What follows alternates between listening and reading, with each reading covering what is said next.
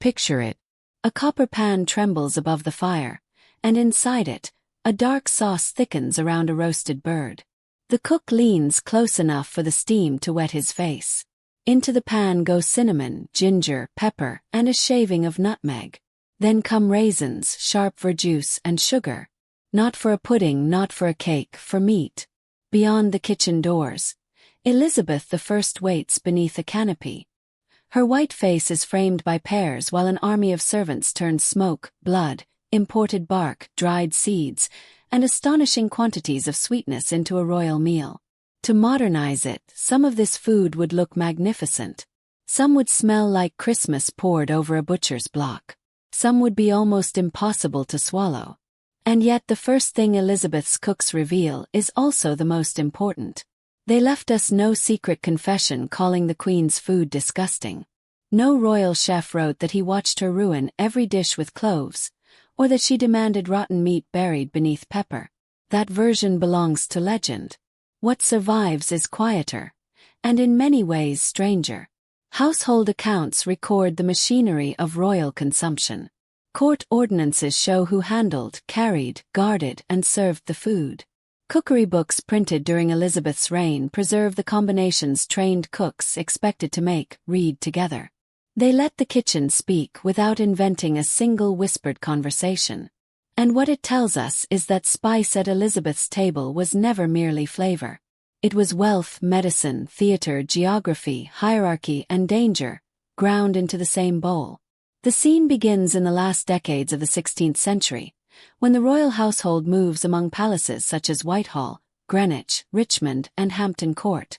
Elizabeth herself is not sitting in one permanent dining room with a familiar modern menu placed before her each evening.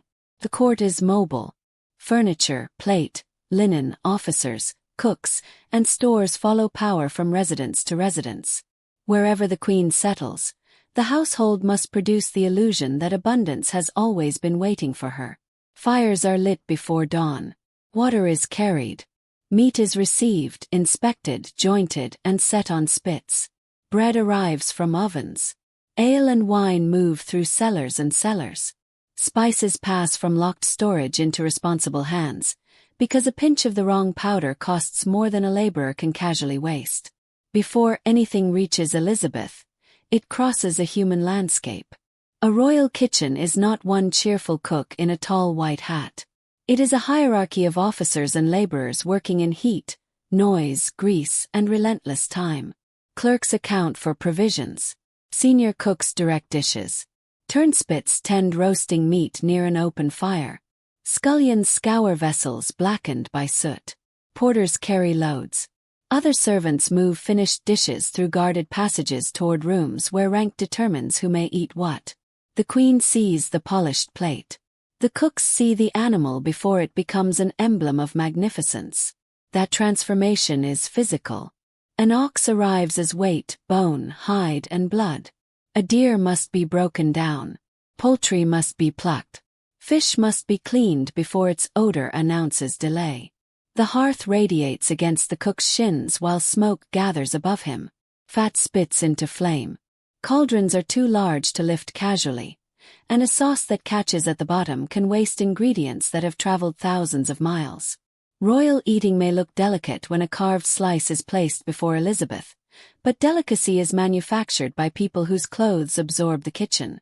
The scale could be extraordinary. One surviving reference for provisions during Elizabeth's reign lists thousands of animals for the royal court in a single year. Sheep, deer, pigs, oxen, calves, even wild boar. The figures should not be mistaken for the Queen's personal diet, and the unusually large totals may reflect the way that particular year was accounted. They describe a household, not one woman's stomach, but that distinction makes the hidden world larger, not smaller. A monarch did not eat alone in an economic sense. Her court consumed around her, and every meal declared that the crown could summon land, labor, and life to one table. Tucked behind these kitchens sat another layer of bureaucracy. The Board of the Green Cloth, sometimes just the Green Cloth, was the accounting committee of the royal household, named for the green baize tablecloth laid at its meetings. Headed by the Lord Steward with the comptroller, cofferer, and master of the household beneath him, It ran the kitchens, the larder, the cellar, the pantry, the chandlery, and the great wardrobe all at once. It also issued licenses for alehouses, kept gaming under royal oversight, and quietly disciplined servants who overstepped their offices. Above it, the more famous Eltham Ordinances, first drafted under Cardinal Wolsey in 1526 and still governing the household a generation before Elizabeth's accession, fixed the number of dishes that might be served at court meals, the length of courses, and the rank of servants permitted to stand in each chamber. These rules did not invent abundance. They rationed it. They made display legible. Too many courses announced excess. Too few might read as negligence. The spice cupboard in this sense was not a private indulgence but a regulated treasury, watched almost as carefully as the coin that bought its source. Board of Green Cloth, Wikipedia. Source: The National Archives, Henry VIII Court Rules. Now open the spice store. The smell changes before the door is fully wide. Pepper brings a dry sting. Ginger is warm and woody. Cinnamon carries sweetness even before sugar touches it. Cloves smell medicinal to a modern nose, almost like a dentist's room. Nutmeg is richer and rounder. Mace, the lacy covering around the nutmeg seed, gives a related but more penetrating fragrance. Saffron offers color as precious as its aroma. Galangal and long pepper add kinds of heat unfamiliar to many diners today. None of these is merely a kitchen convenience. Each one is evidence of distance. Cinnamon, pepper, ginger, cloves, nutmeg, and mace did not grow in an English palace garden. Their paths crossed Asian landscapes, Indian Ocean ports, Mediterranean markets, and European merchant networks before they reached London. Sugar also arrived through long systems of cultivation and trade. By Elizabeth's reign, English merchants were building more direct connections with Muslim powers and markets across the eastern Mediterranean, in pursuit of luxury goods from regions extending from Morocco toward the Levant. Two chartered companies bookend the spice traffic of her reign. The Muscovy Company, founded in 1555, opened routes overland and by sea into Russia, Persia, and the Caspian, returning with raw silk, spices, and drugs that once had to be bought through layers of Venetian and Genoese middlemen. The Levant Company, chartered in 1592 under Elizabeth's own hand, formally organized the Turkey trade, exporting English cloth and tin, and importing raw silk, mohair, dyes, currants, drugs, and, crucially, black pepper. At court, opening a spice container meant opening a map of ambition. Source: Levant Company. Wikipedia. Source: Muscovy Company and Elizabethan Trade. Facebook, history thread. This is why the familiar story about spices disguising rotten meat is so unsatisfying. A wealthy household able to buy cinnamon and cloves was not likely to squander those expensive ingredients on flesh known to be putrid. The court had access to fresh slaughter as a form of privilege, while ordinary households relied more heavily on meat that had been salted, dried, smoked, or otherwise stored. Food certainly spoiled. Kitchens lacked refrigeration and knew nothing of microbes. Delays, poor handling, parasites, contaminated water, and warm weather created real risks. But pepper was not a magical curtain behind which decay ceased to matter. A bad smell could be covered for a moment. The poisons produced by spoilage could not be negotiated with. The deeper truth is more revealing. Elizabethan cooks used spices because elite diners wanted them, because physicians gave them bodily meaning, because color and fragrance displayed expense, and because the established grammar of fine cookery demanded combinations that now seem disordered. The taste was not trying and failing to become modern British food. It belonged to another system. In that system, the border between sweet and savory was porous. A cook could take mutton, simmer it with ale or wine, add onions and herbs, then introduce prunes, raisins, dates, currants, cinnamon, ginger, and nutmeg.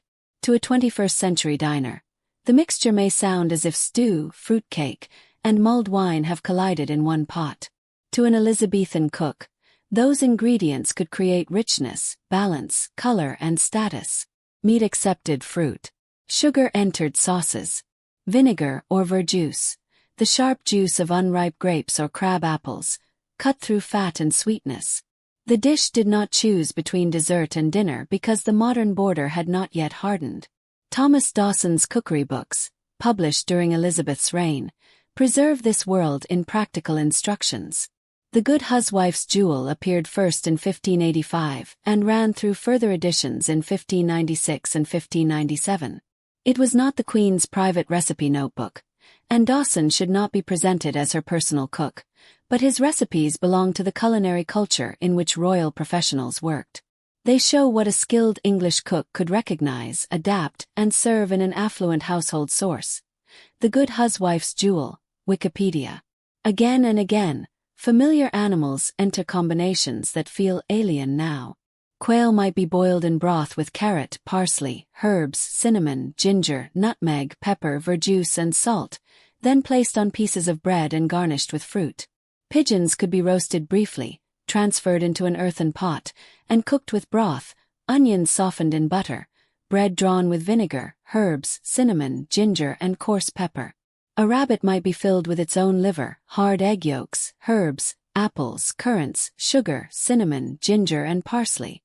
When served, more egg yolk, cinnamon, ginger, and sugar could be cast over it.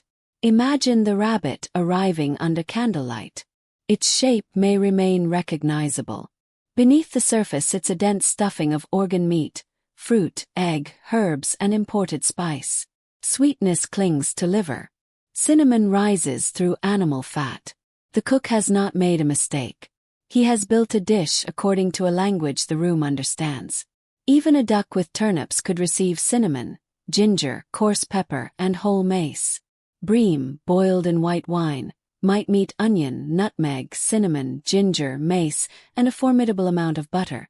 Calves' feet could simmer in broth with raisins, saffron, butter, pepper, sugar, and herbs, their natural gelatin thickening the liquid as bone, skin, and connective tissue surrendered to heat. A lamb's head and its accompanying organs might be boiled with endive, verjuice, currants, prunes, and what the recipe simply calls all manner of spices.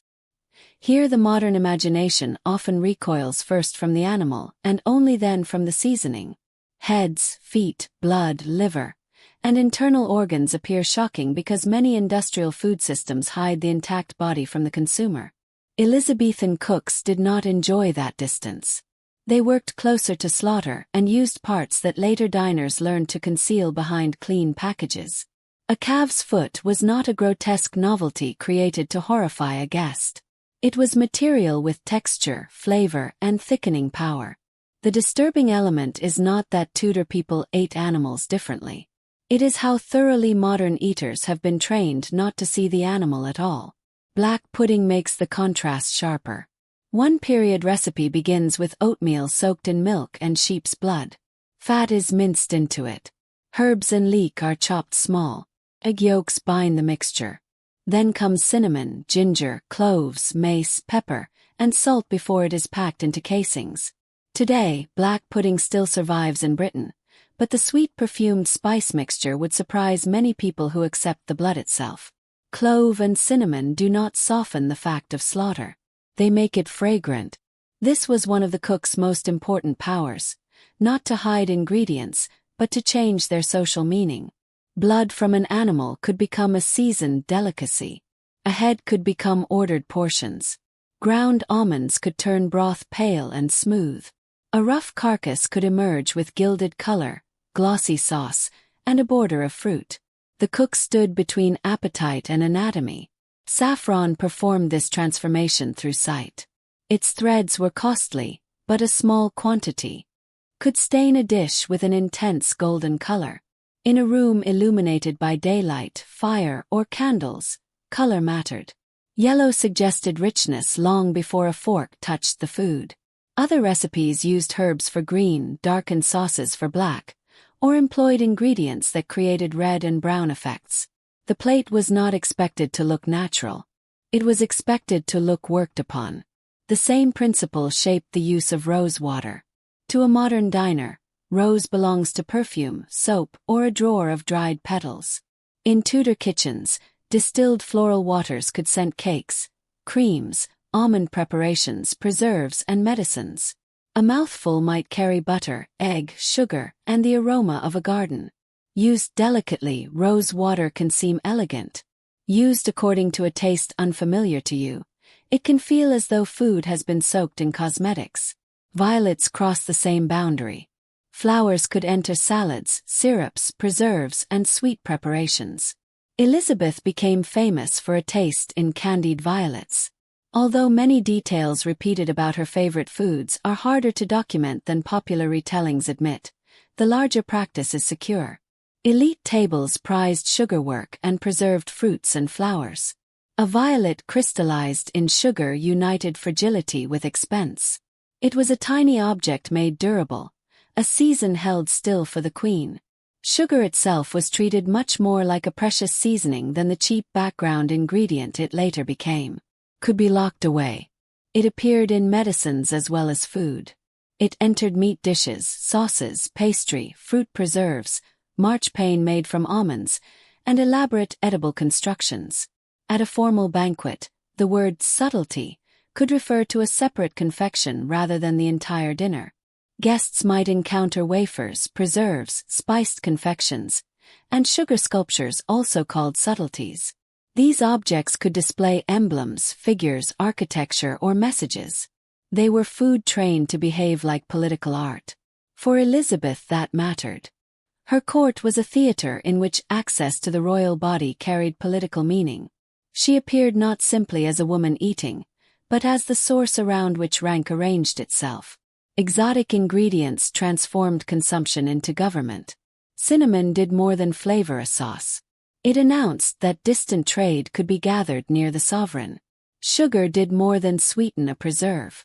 It showed that enormous expense could vanish in the mouth. The most famous example survives from a single New Year. In 1589, Queen Elizabeth was presented with a sugar sculpture so elaborate and so large that contemporary accounts describe it as a marvel of the gift-giving ceremony, a confection built to be admired before it was eaten, edible architecture announcing loyalty and sugar source. Subtlety, King's College London CMS blog, source, multisensory use of sugar sculpture, Epic magazine. The spices therefore carried a social sting. A laborer could recognize pepper or ginger without living inside the abundance of court. But the heaviest, most conspicuous use belonged to those who could afford repeated display. If a sauce tasted strongly of cinnamon, the strength itself could communicate expenditure. Subtlety, in the modern culinary sense, was not always the objective. Sometimes the point was to let wealth announce itself on the tongue. Recipes often leave the exact quantity to judgment. One instruction for fine cakes calls for cloves and mace, according to how the cook's mouth will serve him, essentially according to his taste. That brief phrase brings the anonymous professional unexpectedly close. His palate matters. He tastes, adjusts, remembers, and decides. The queen may command a household, but the final balance between fragrance and assault can depend on the man sweating beside the fire.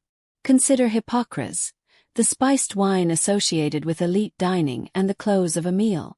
One recipe from the period calls for a gallon of white wine and 2 pounds of sugar, followed by cinnamon, ginger, long pepper, mace, galangal, and cloves. The spices are bruised, left in an earthen vessel, and strained through bags, sometimes more than once, until the liquid is ready. The result is not simply modern mulled wine served warm.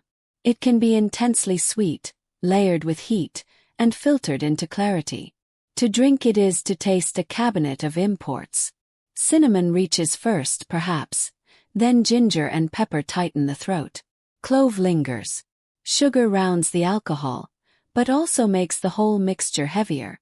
After roasted meat, buttery sauces, pastry, and preserves, this spiced wine does not refresh the body so much as close a door behind the feast.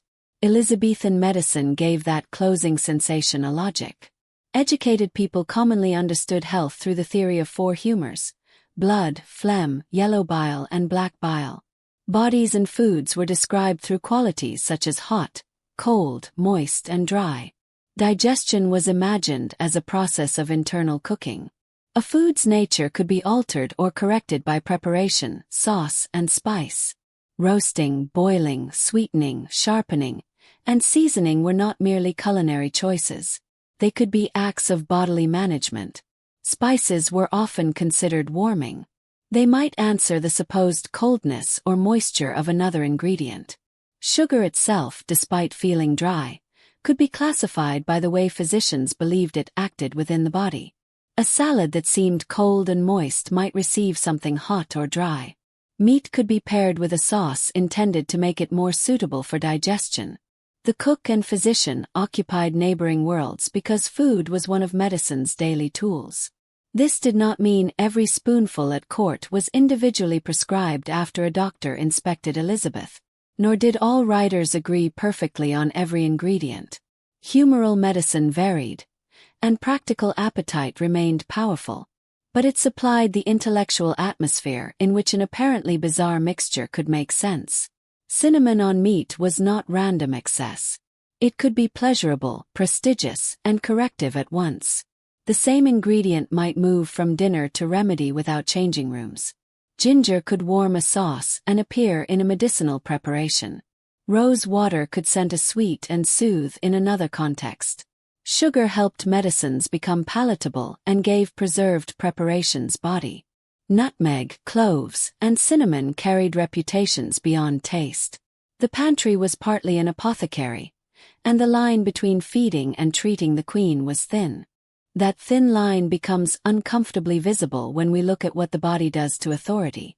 In 1598, a German traveler named Paul Hentzner visited the English court and left an account that has been quoted, trimmed, and argued about ever since. Passing the queen at audience, he recorded that she had, by then, lost the cosmetic brightness of her younger portraits. Her lips were narrow. Her teeth were black. He added, in the parenthesis that historians have fought over for 4 centuries, that this was a defect the English seemed subject to, from their too great use of sugar.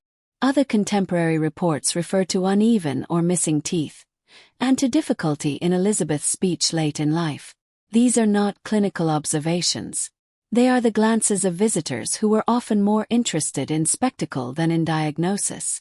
The exact condition of every tooth cannot be reconstructed across 4 centuries, and sugar was not the only possible cause of pain or decay.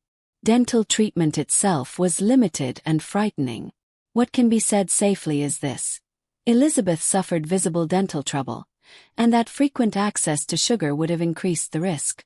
Hentzner's specific line about sugar is not an Elizabethan doctor's prescription. It is one foreigner's offhand explanation, recorded in a travel account. Treated as such. But the deeper pattern he reveals is real source. Paul Hentzner's account. Text, Travel and Mobility. Source, Tudor Dentistry, Historic UK. There is an intimate cruelty in that relationship. The same ingredient that proclaimed her wealth attacked the image it helped create. Sugar made the banquet glitter. It preserved flowers and fruits, sweetened wine, softened medicines, and allowed craftsmen to model edible power. Then it remained against teeth. In a world without fluoride toothpaste, modern fillings, or reliable pain control, the luxury did not stop being luxury. It became pain inside the monarch's mouth. Imagine Elizabeth facing another sweet course when a tooth already throbs. The room watches her gestures because royal appetite is public, even in privacy. Refusing a dish may create comment. Accepting it may hurt. A candied violet is delicate enough to crush with the tongue. Yet sugar finds the damaged place. The queen who controls patronage, ceremony, and access cannot command a nerve to be silent. This is where the story moves beyond a catalogue of strange spices. Cinnamon and sugar helped accomplish the illusion. Smoke, grease, and blood remained behind the door. The door did not erase them. Every polished dish carried marks of work. Spices had to be sorted and ground. Grinding released oils and filled the air, but it also demanded strength and time. Sugar came in forms that could require breaking, pounding, clarifying, and sifting. Almonds were blanched and ground. Broth was skimmed. Sauces were strained through cloth. Fruit was stoned. Bones were cracked. Pastry was built to contain hot fillings. Nothing about the table's apparent ease was easy. That cook's judgment was a form of knowledge rarely preserved under his own name. Elite diners and published authors are easier to see than the kitchen workers who repeated each action until it became instinct. We know the finished ideal because texts tell cooks what to do. We know less about the moment a tired hand added too much mace, a sauce split, a bird burned, or a servant quietly began again. Failure vanished before the dish reached the queen whenever labor could absorb it. And beneath the fragrant sauces lay another quiet horror. No one in Elizabeth's kitchens understood bacteria as causes of foodborne disease. A dish could look balanced, according to humoral theory, while carrying contamination. Hands moved between raw flesh, vessels, cloths, knives, and surfaces. Water had to be carried and stored. Milk could sour. Eggs could spoil. Meat could turn in heat. A pastry crust might protect its contents physically, but it did not create modern refrigeration. Strong wine, salt, smoke, drying, sugar, vinegar, and careful cooking all offered forms of preservation or risk reduction. Yet none made the system safe by modern standards. Fear of deliberate poisoning added another layer. European courts took threats around food seriously, and ceremonial safeguards governed the approach to a monarch's table. Dishes, utensils, and service passed through controlled hands. The danger imagined by contemporaries was often a malicious substance placed in food, not the invisible organism multiplying in it. A cook could be watched for treachery while microbes passed unnoticed beneath everyone's attention source. Board of Green Cloth, Wikipedia. For the men and women doing the work, danger was far more ordinary. Burns, cuts, falling vessels, smoke, scalding liquid, slippery floors, and exhaustion belonged to the kitchen. A spit had to turn consistently so that meat roasted rather than charred on one side and remained raw on the other. Cauldron could maim. A blade used quickly near bone could open a hand. The royal meal protected the queen from labor by concentrating that labor in other bodies. Modern audiences often imagine Tudor food as a continuous carnival of spice, but preservation depended heavily on less glamorous methods. Meat and fish could be salted. Food was dried or smoked. Seasonal scarcity still mattered. The elite enjoyed greater access to fresh meat, yet a mobile household and a northern climate could not abolish time. Salt hardened texture and intensified thirst. When stored food was later cooked, soaking and boiling might reduce the salinity, but the experience remained far from a fresh cut. Spice could make preserved food more appealing, but appeal is not the same as concealment. Ginger and pepper brought warmth. Fruit and sugar softened or complicated salt. Verjuice restored sharpness. Butter supplied richness. The cook built layers around an ingredient whose condition was determined by season and storage. If the result overwhelms a modern palate, that is because we approach it with different expectations, not because every Tudor diner was being tricked.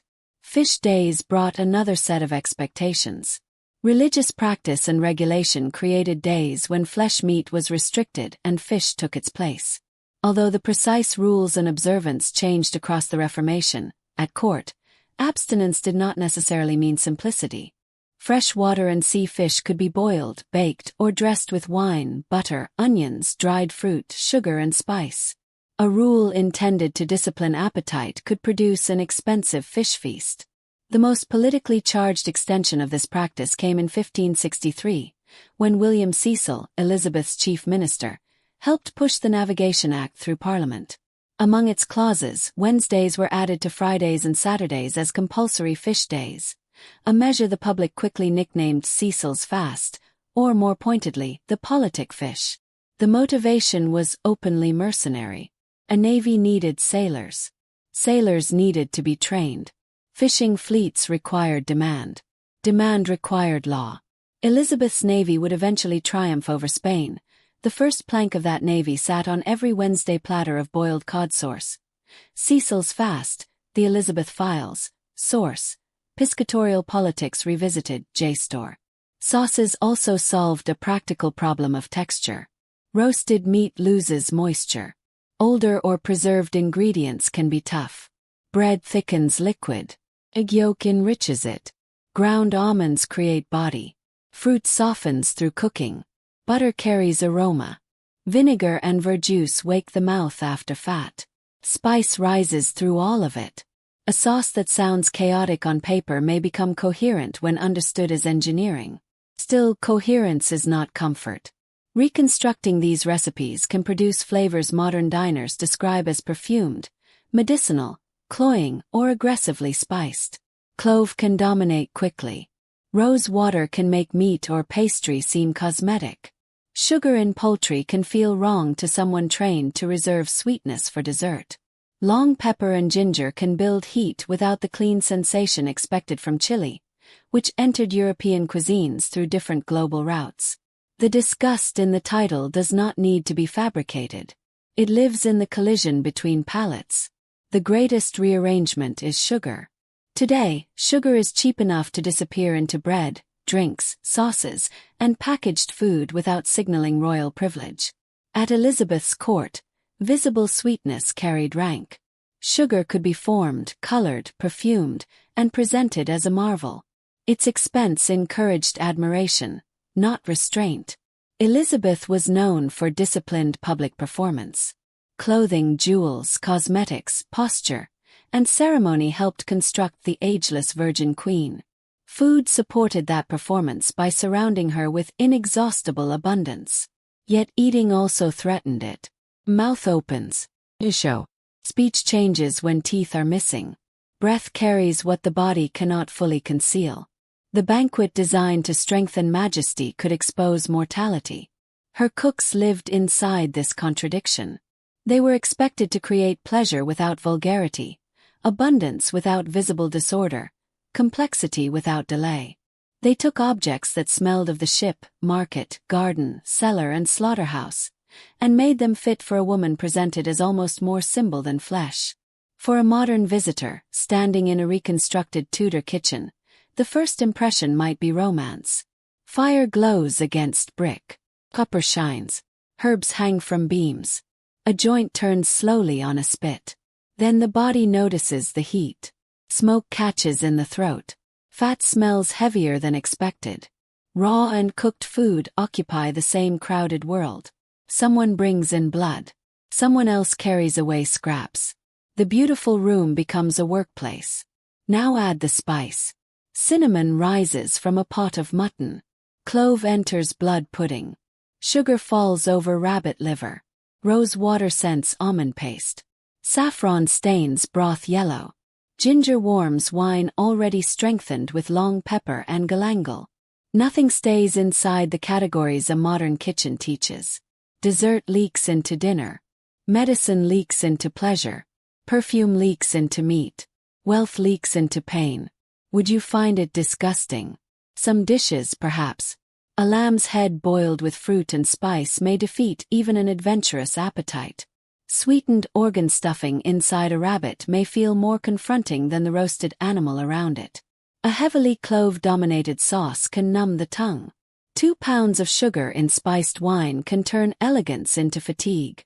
Yet another dish might surprise you by working. Fruit brightening rich meat. Verjuice cutting butter. Ginger warming a broth.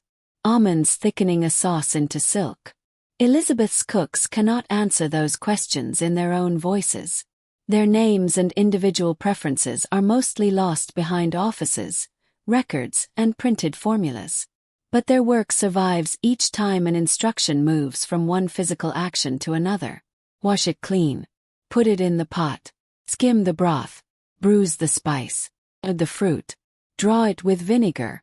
Season it as the cook's mouth shall serve him. Send it upward. Upward is the direction that defines the palace.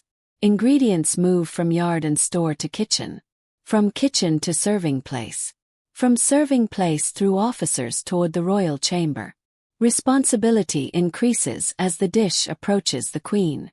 Visibility decreases in the opposite direction. She receives the achievement. The labor, waste, wounds, smells, and mistakes flow away from her. At the table, the final sauce gleams. Perhaps it is dark with bread and vinegar, bright with saffron, pale with almond, or glossy with butter and sugar.